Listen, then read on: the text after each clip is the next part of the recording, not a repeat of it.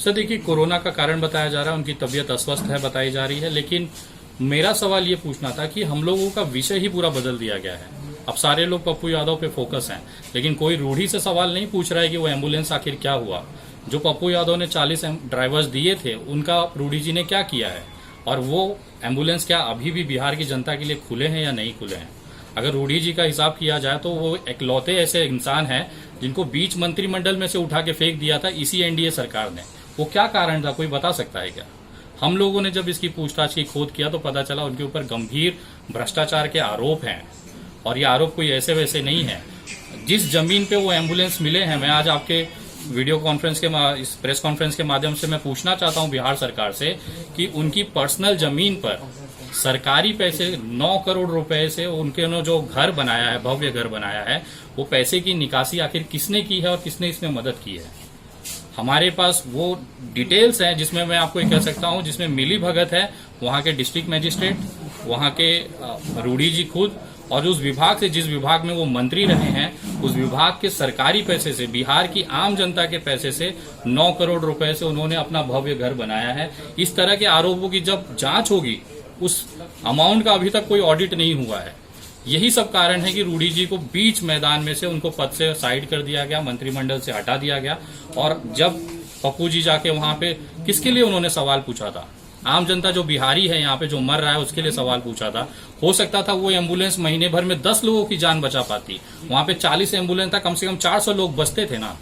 वो सवाल अगर पूछने वाला व्यक्ति को अगर सरकार आरोपी मानती है, तो मुझे लगता है देश भर की सारे जो लोग हैं वो आरोपी हैं।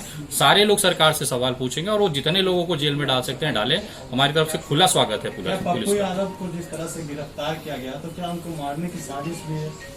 सर, मैं आपको जिस तरह से शहाबुद्दीन का मामला हुआ है, जहां पे कोरोना नहीं होने के बावजूद भी उनकी दिल्ली में हत्या हो जाती है, हम लोगों ने इसके बाकायदा सोशल मीडिया पे बहुत सारे सवाल उठाए, लेकिन कोई जवाब नहीं मिल पाता। तो मुझे अंदेशा है और विश्वास है कि अभी जब यहाँ से पप्पू यादव जी गए थे, कोरोना नेगेटिव थे, लेकिन जब वो थोड़े दिन के बाद उनको पॉजिटिव कर दिया जाएगा, और पॉजिटिव की आड़ में एक साजिशन हत्या पप्पू यादव की कर दी जाएगी, क्योंकि उनका जो कद है बिहार के अंदर वो अब बड़ा हो चुका है।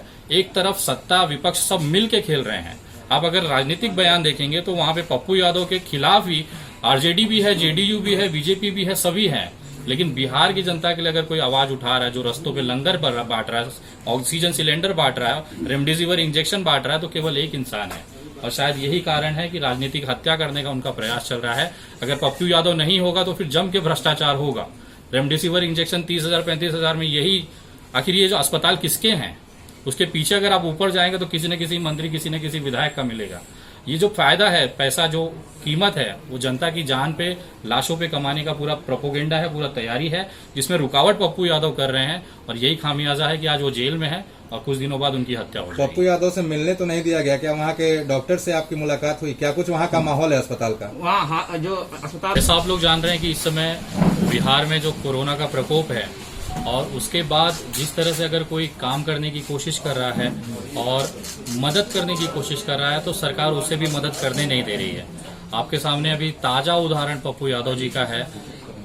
संडे के दिन उनके खिलाफ वारंट निकाला जाता है, जबकि सुप्रीम कोर्ट की गाइडलाइन आई हुई थी कि कोरोना काल में किसी को भी गिरफ्तार न किया जाए। उसके बावजूद 5 घंटे तक यहाँ पे पटना में बिठाया जाता है प्रशासन द्वारा। पता नहीं किसके दबाव में पूरी प्रशासन एक्टिवेट हो जाती है और वारंट खोजा जाता है। हम लोगों की भी नेटवर्क है, हम लोगों ने भी पता किया कि वो 5 घंटे क्यों बिठाया गया था पटना में पप्पू यादव जी को, क्योंकि पुलिस के पास कोई पुख्ता वारंट नहीं था। अचानक से फिर मधेपुरा से इनको वहां के एसपी से बात होती है और पता चलता है कि वहां पे वारंट है, तो उनको बुलाने के लिए उनको 5 घंटा बिना कारण बिठाया गया।